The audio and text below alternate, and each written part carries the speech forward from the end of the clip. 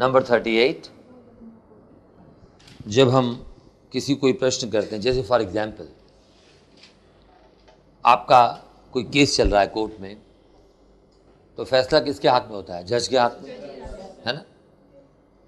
तो हम क्या बोलते हैं, जब फैसला किसी और के हाथ में हो तो हम उसे बोलते हैं the ball is in your court. COURT court word होता है, पहले समझ लो, अंडरस्टैंड कर लो। कोर्ट कहते हैं पाला, कोर्ट कचहरी भी होता है, कोर्ट माने पाला भी होता है, कोर्टशिप वर्ड भी होता है, बहुत सारे एक शब्द के अर्थ होते हैं। हम आज एक ही अर्थ लर्न करेंगे।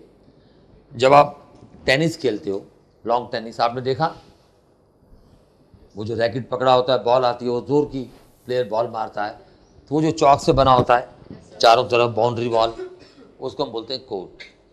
हम कहते हैं भैया बॉल मैंने अब तेरे कोर्ट में फेंक दी, अब तेरे पर डिपेंड करता है कि तू तेज़ बॉल को फेंक या हल्के से फेंक।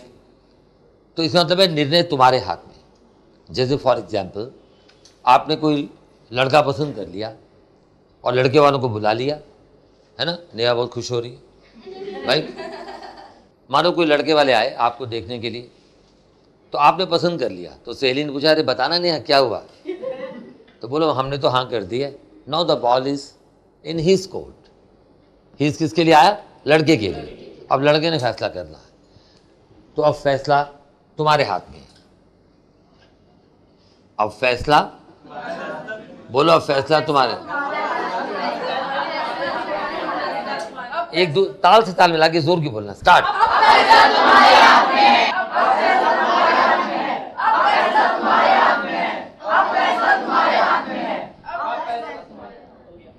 Now the ball is in your court. बोलो बोलो, नाउ द जोर की बोलो, now the ball is in your court. I go to Bhaskar School, you go to Bhaskar School, they go to Bhaskar School, just go to Bhaskar School.